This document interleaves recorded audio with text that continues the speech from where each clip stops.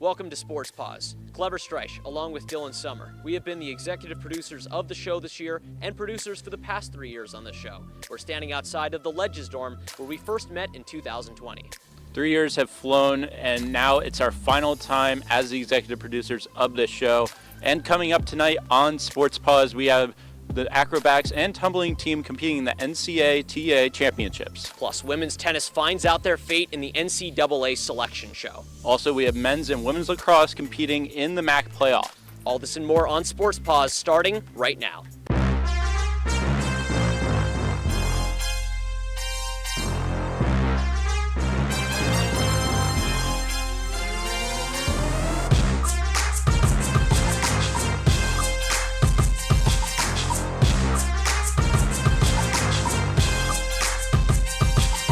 For the final time this year, we welcome you into Studio 125 for Sports Paws. After 3 years behind the scenes on this show, it's our turn to take the desk together, Dylan. We have a lot to cover, so why don't you start us off with acrobatics and tumbling in the NCAA championships. The Quinnipiac acrobatics and tumbling team came out victorious in round one of the tournament as they topped again by a final score of 273.845 to 270.505. The Bobcats won the tumbling event 56.875 to 55.825 to set themselves in a good position for the team event. They would also finish strong in the team event, making it the fourth time that the Bobcats advanced to the NCAA semifinals under Marianne Powers. The Bobcats would next face the top-seeded Baylor Bears. Nearly a year ago, the acrobatics and tumbling team fell short against the Baylor Bears. Could they get the best of the Bears this time around? After a long and hard-fought effort, the Bears repeated history as they defeated the Bobcats 281, 55 to 272.420. The Bears got off to a roll right away with 38.450 to 37.750 win in the compulsory event, and they did not look back from there as they came out on the winning end of every event at the meet. The closest event that the Bobcats got to winning was the pyramid event. In that competition, they won 29.600 to 29.300. With the loss, the Bobcats' 2023 season has officially come to an end. Despite the loss to Baylor, the Bobcats still took home some hardware. The Quinnipiac acrobatics and tumbling team claimed 4 individual event national championships during the NCAA event finals. The Bobcats won the inversion pyramid, duo tumbling, quad tumbling, and aerial tumbling events. With the team's 4 individual event victories, it has set the new precedent for the most event finals wins in program history. The previous year, the acrobatics and tumbling team only won a national championship in the quad pass event. Earlier tonight, the Quinnipiac women's tennis team sat down to watch the NCAA selection show and found out that they are headed to the Lone Star State to take on Texas A&M. Let's hear from the Bobcats ahead of the NCAA tournament. I think it was an adjustment for us since last year we were kind of an older group, and then this year we had 3 incoming freshmen, and honestly, we clicked right, we all got along, and honestly in the spring I think we just got closer as a group, and then that obviously kind of helped us to win MAACs as well. We always end up with a top 10 school in the nation. I mean, we're playing 2 in the nation, which is pretty high up. They're a high-level team. So we go out with no expectations. I think going as an underdog, there's no pressure. There's just the best we could do as we get out there. It wasn't one of the ones that was predicted. I didn't think we end up in Texas. We were at Texas Tech a few years ago, so it's kind of exciting to go somewhere else. Women's tennis is not the only team headed to the NCAA tournament. Women's golf will hit the links in the Palm Beach Regional. After winning the program's 3rd consecutive MAAC championship last week at ESPN's Wide World of Sports in Disney World, the Bobcats will return to the Sunshine State as the 12 seed in Palm Beach. The Bobcats will compete against 11 squads, including Texas, Duke, LSU, and Northwestern, for a chance to qualify in the NCAA championships in Scottsdale, Arizona. The regional will take place at the PGA National Resort from May 8th through 10th. No time to relax, however. Let's move on to women's lacrosse as several Bobcats won all MAAC honors. Quinnipiac placed 5 players on all conference teams and picked up some major end-of-year awards. Kat Henselder was named MAAC Goaltender of the Year and to the All-MAAC First Team, while Mia Delmond won the MAAC Rookie of the Year and was placed on the All-Rookie team. Delmond was also named All-MAAC Second Team alongside her teammates Sophia Spencer and Melissa Murphy. Each Bobcat played a role to secure the 4th seed in the MAAC postseason. It's May, so that means it's playoff season. Yesterday, Quinnipiac hosted 5th seeded Canisius in the MAAC quarterfinals. Roll the highlights. Quinnipiac, Canisius, the MAAC quarterfinals in women's lacrosse. These two teams met earlier in the season, the Bobcats getting the better of the Golden Griffins in a 9-8 overtime victory. Battle of the Universities. See if the Bobcats can continue the success. Starting out in the first quarter, not even a minute in, Desiree Kleberg on the free possession puts the Bobcats on the board first, 1-0 lead for Quinnipiac. 2 minutes later, Sophie Spencer fakes the pass, keeps it herself. She spins around the defender. She rips it, 2-0 lead for the Bobcats. The Bobcats dominated the first quarter of play, scoring 5 unanswered goals, including this one right here, until Skylar MacArthur puts Canisius on the board in the waning minutes to cut the lead to 5-1. Good showing for the Bobcats in the first 15. Heading on to the second quarter, Emily Feeney wasting no time. She puts the Bobcats back up by 5 as it heads to the back of the net. 6-1 lead for the Bobcats. Into the final 3 minutes of the quarter, Canisius' Caroline Nettie scores off the 3 possession. 6-2 lead for the Bobcats now, and Canisius is not done. Skylar MacArthur again, scoring with only 6 seconds to go on the clock. Talk about a buzzer beater. She cuts the lead down to 6-3. Neither team is going to score in the third quarter. It's a defensive showing. Kat Henselder making some big saves, showing why she's MAAC Goalie of the Year. On to the fourth quarter. Score still 6-3. Paige Statura adds another one to Canisius' total. Right there, they cut the lead down to 2. 6-4 lead for the Bobcats. Now 3 minutes later, however, the Bobcats are back. Maddie Deegan from the slot wires it and scores. 7-4 lead Quinnipiac. Fourth quarter. It's all Bobcats. They add 3 additional goals, including this one from Abby Wise. A goal from Wise, described by a guy named Clever. Now that sounds pretty smart. And it's all academic from there. Quinnipiac takes it 10-4 against Canisius. They will face Fairfield in the semifinals on the road on Friday. Now that the Bobcats are moving on to round 2, let's take a look at the updated MAAC tournament bracket. The Bobcats have an in-state battle booked against the top-seeded Stags on Friday at noon. These programs met once during the regular season, a 9-4 Bobcats loss. On the other side of the bracket, the second-seeded Siena Saints will host the third-seeded Niagara Purple Eagles in Loudonville, New York on Friday at 3 p.m. The winners of the 2 semifinals will collide for the MAAC championship on Sunday at noon. The highest remaining seed will be the hosts of the game. The men's lacrosse team also were recognized with All-MAAC honors. Stephen Germain earned All-MAAC first team, while John DeLucia, Jake Tellers, and Dimitri George were named to the second team. Germain had a stellar year with the Bobcats as he notched 41 points on the season, 23 of which were goals and 18 helpers. Meanwhile, DeLucia led the team with 48 total points. He scored multiple goals in 10 of the 13 games this year, and Tellers and George also had solid campaigns. Tellers had 31 points, while George dominated with a 56.9 faced-off percentage. And to top it all off, Justin Robert was named to the All-Rookie team after leading the Quinnipiac first years with 28 points. For the first time since 2019, the Quinnipiac men's lacrosse team made it to the MAAC playoffs. How would they fare against the Marist Red Foxes? Bobcats could not overcome Marist's early lead, and they would fall to the Red Foxes 29-19. Maris's Jamison Embury, Jojo Bareka, and Jake Decies each scored at least 5 goals in the contest. Meanwhile, for the Bobcats, Evan Perry led the team in scoring with a career-high 4 goals. John DeLucia, Dylan Donnery, Jake Tellers, and Trevor Douglas followed Perry closely behind with 3 goals of their own. Stephen Germain also had a career-high in assists with 5 on the day. Following the Bobcats' loss, let's see how the rest of the MAAC bracket played out.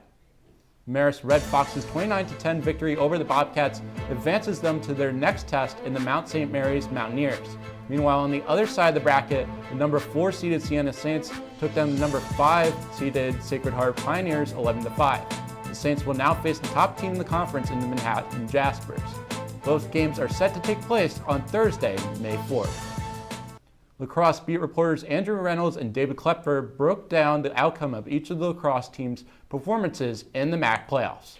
Thank you, Clever and Dylan. This past weekend was the MAAC tournament for lacrosse. Both of Quinnipiac's teams, men's and women's, were in there. The men's team faced off against Marist on Saturday night, and the women's team faced off against Canisius in Hamden Sunday afternoon. Now, David, starting off with the men's team, what did you see in that game? A lot of offense happening in that game.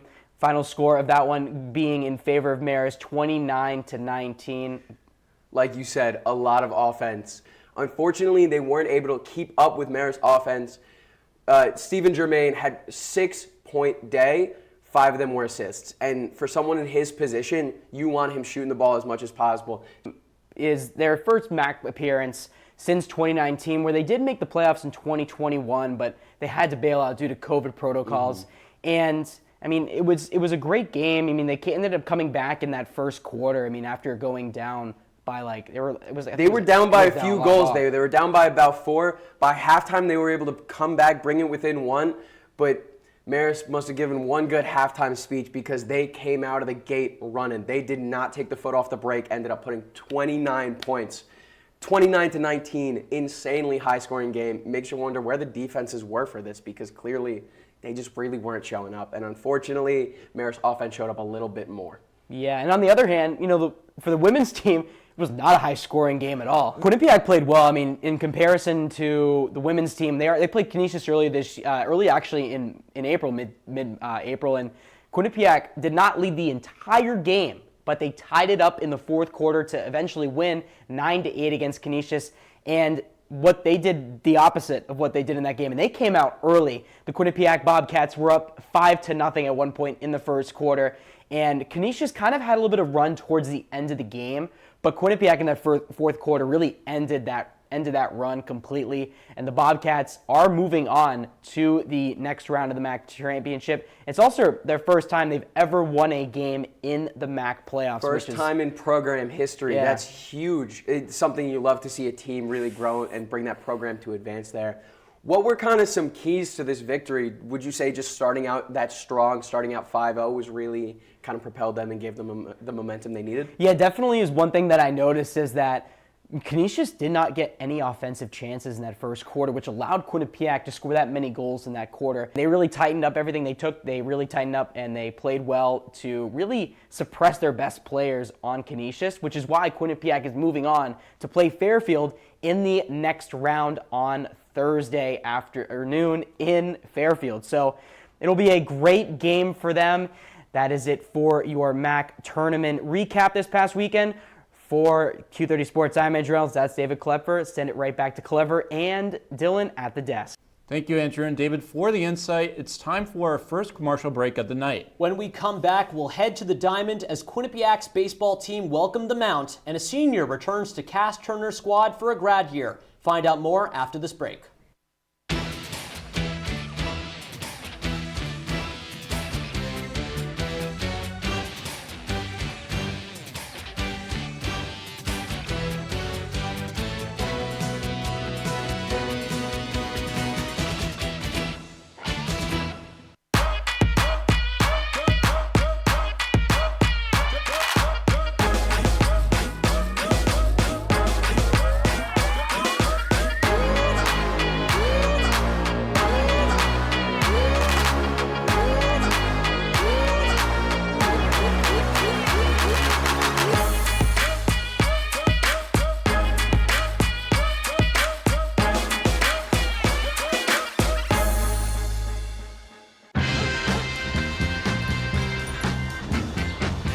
When we adopt a shelter pet, we discover they're a unique mix of all kinds of things. Come on, Drew, spot me on this last one.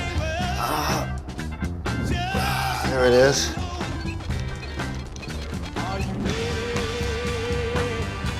Keep going with it. Leo. They're a little bit of a lot of things, but they're all pure love. I know what you're thinking. I need a job. I need a new career. Well, I've been there. I've been there. I've been there. I wasn't happy with what I was doing. After high school, I didn't have a plan. I just wanted to start working. I got laid off twice, but you gotta keep going. You just need the right skills. Find an apprenticeship. I found a 2-year IT program. I found a medical course online. I'm now a consultant in the tech space. You have more options than you think. You can do this. You will find something. You will find something new.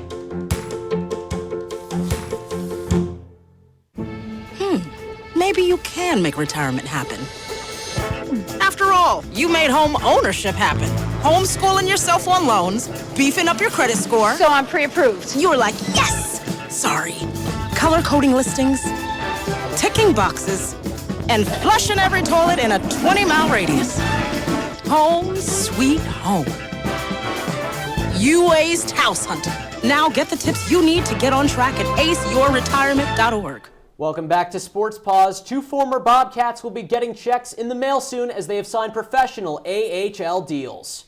Forwards Ethan DeYoung and Skylar Brindamore have inked deals with the Bakersfield Condors and the Charlotte Checkers, respectively. DeYoung is an Ironman of college hockey with 144 points in 184 games played, which is an ECAC record for most games played. Brindamore initially received a PTO from the Checkers before putting pen to paper. His college total closes at 76 points in 145 games for the Bobcats. Swapping locker rooms, the women's ice hockey team will be welcoming back a familiar face for a graduate season. Sadie Peart will be coming back for one more year in Hamden.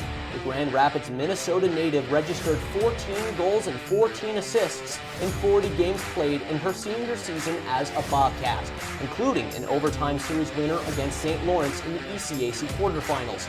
Peart has registered 93 points in 132 games in her Quinnipiac career so far. She will look to ellipse the century mark and more next year in Hamden. A women's ice hockey player returns, a women's basketball player heads elsewhere. Curtiera Haywood announced that she is transferring to Austin Peay.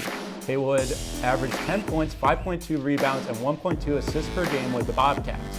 She started in all 30 games that she played, and she ended up the season with a total of 300 points.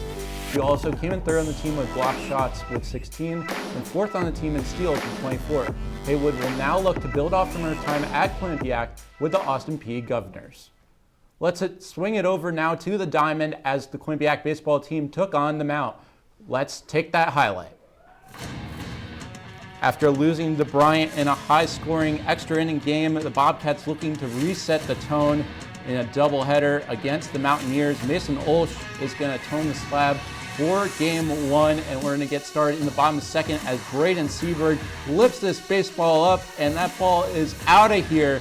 For a guy who's not known for hitting the long ball, he puts a little extra muscle into that swing, and it's a Bobcats up 4-0. Then it's Jared Zimbardo, same inning, doing the same thing as that ball will also leave the park. Zimbardo dismantles this baseball, and at this point, it's just clockwork for him, a weekly occurrence, trying around the base pass, and the Bobcats are now up 6-0 just like that. And now it's the Mountaineers trying to strike back as it's Scott Seeker punishing this baseball. One of the most dangerous men in the MAAC is going to dominate once again. That ball will leave the park on the blast. And then it's Zimbardo once again. A mammoth shot, long gone. And Quinnipiac, just like that, claims game 1, 17-7. On to game 2 now. Mount St. Mary's pitching staff off to a rough start. Quinnipiac up early, 5 runs, but Shane Walkley, who's going to smoke one deep to center field. D'Onofrio can't get to it, and Mount St. Mary's trying to claw back here, now down 6-3. And we're going to see more from them in a second. Top of the 9th inning, it's Walkley again coming through the clutch as he hits a single that's going to eventually win the game for the Mountaineers. Bobcats and Mountaineers split the series, and Mount St. Mary's wins this game 7-6.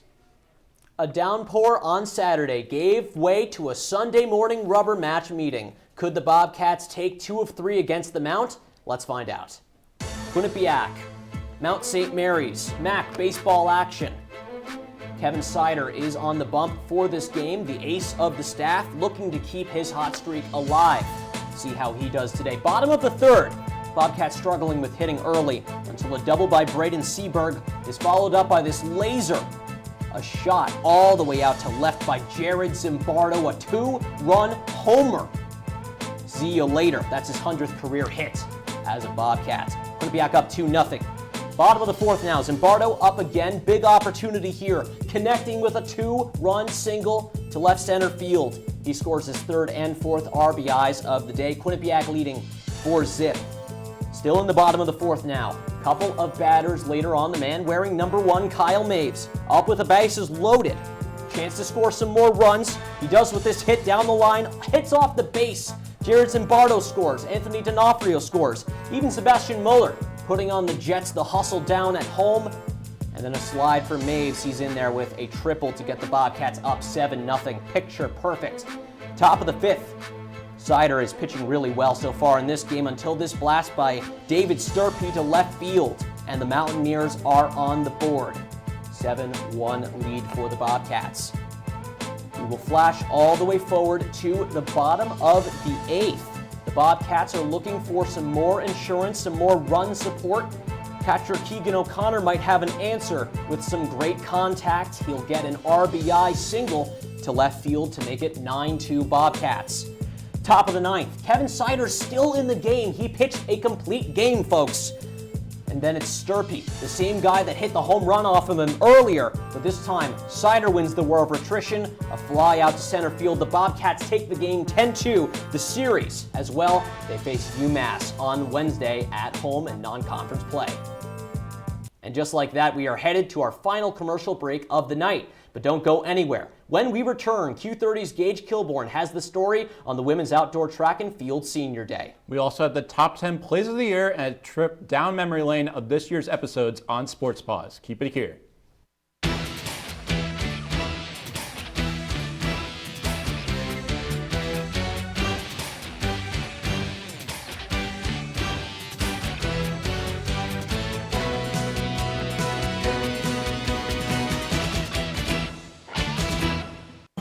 Meet the scan, a simple procedure whose mission is to detect lung cancer early.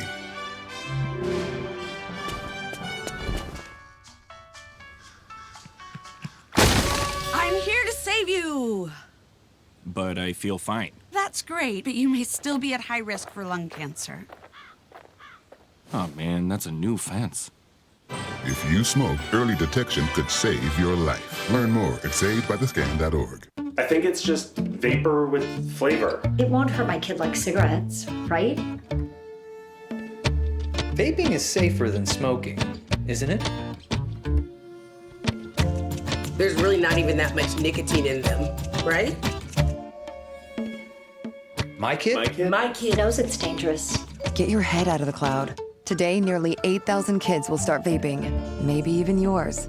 Learn about the dangers at talkaboutvaping.org. I don't think that many kids in my son's school even do it. He makes fun of his friend who vapes. He would never try it. She's into soccer. She's on the honor roll. She's just not the type.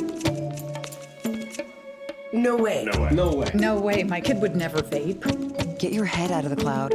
Today, nearly 8,000 kids will start vaping, maybe even yours.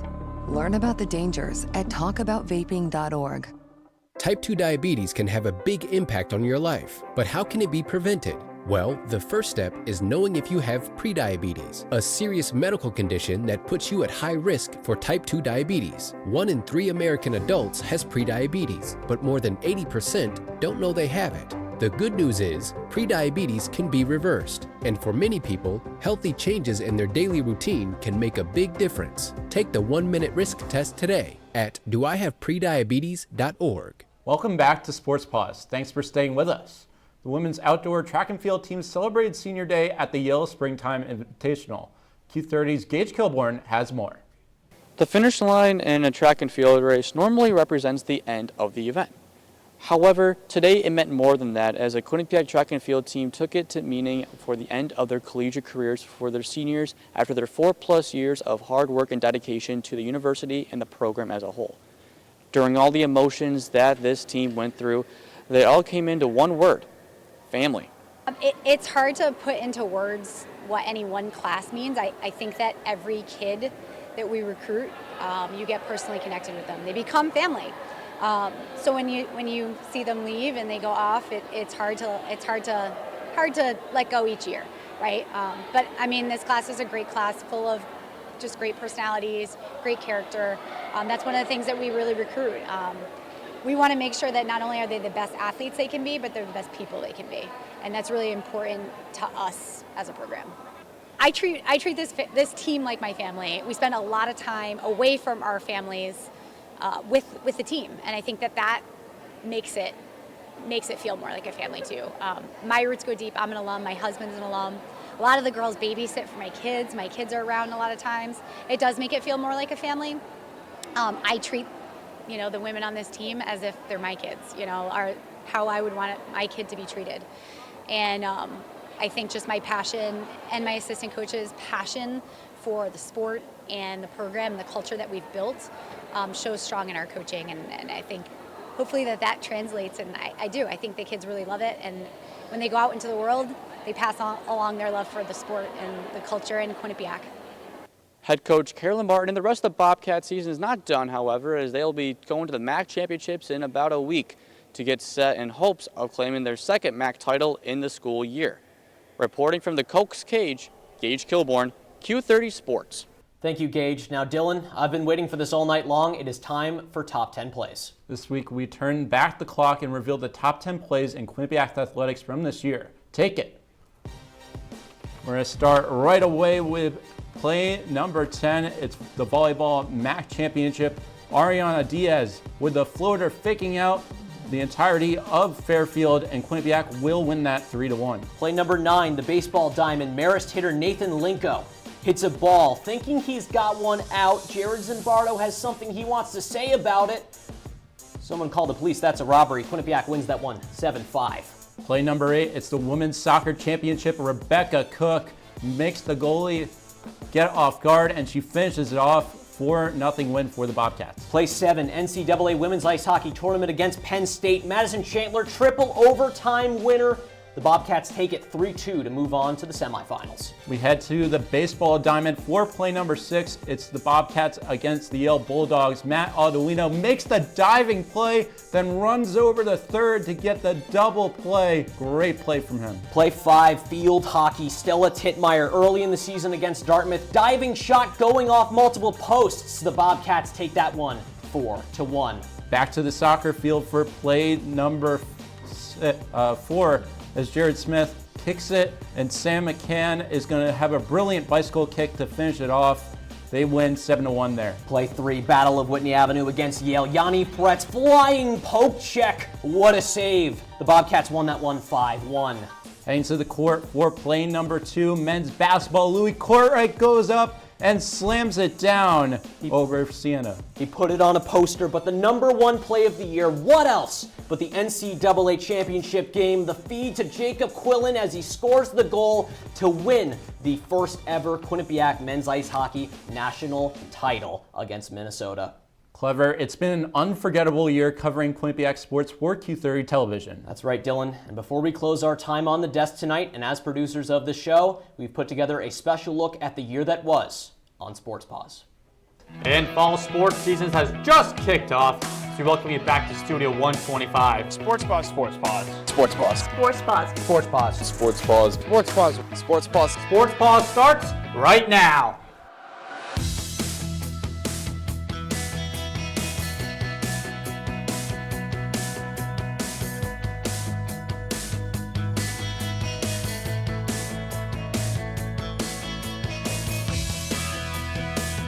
The time for talk is now over. Everything has led up to this. Bobcats, Golden Gophers, a national title hangs in the balance. Who will create their legacy? He sends it over to Jacob Quillen, forehand, backhand, game winner. Bobcats capture the first ever NCAA champion. Quillen celebrates in style with a team glove shooting glove. Quinnipiac, a 1-2 play. Tomas Vakula with a stunner there.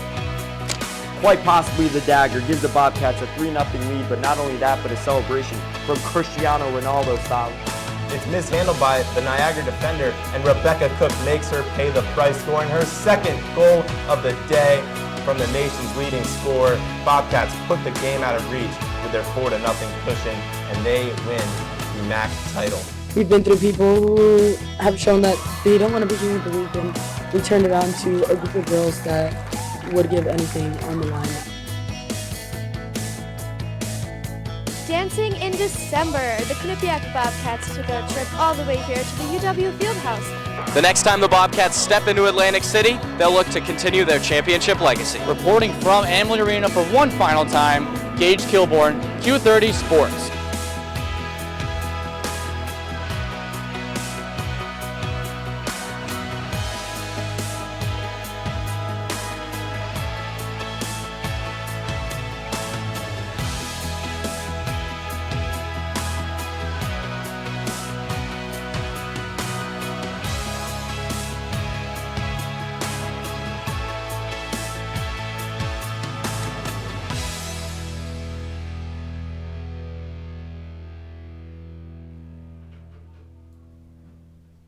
With that, our time at Sports Paws is done. These last 3 years at Sports Paws have been so memorable to me, and I can't express how much I care about this show and this station.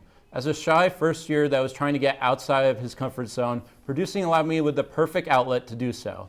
I've been able to work with incredible people each week for one common goal, making this show possible. I want to thank this year's producing staff of Nick Antoniadis, Gage Kilborn, Paul Siracusa, James Bluneau, and the man sitting next to me right here, Kleber Streich, for all their hard work and dedication to this show. And as for the new executive producers, James Bluneau and Ben Rickovicius, I know you guys will thrive, and I'm excited to see what you do with the show next year. Tonight marks my 60th and final episode producing Sports Paws. In those 60 episodes, I don't know whether the show or myself has grown more in that time. I came to Quinnipiac on the fence about covering sports. I was a passionate but unconfident theater kid who wanted to fit in and be accepted for who I am. Sports Paws gave me that. It was the first ever Q30 show I attended, and I was welcomed into this crazy, driven, and loving community, and I never looked back. And I'm so proud of the games we've covered and the stories we've told. So for one final time, alongside my co-executive producer, roommate, and best friend Dylan Summer, I'm Kleber Streich, saying good night from Hamden. And thank you, Sports Paws, for everything.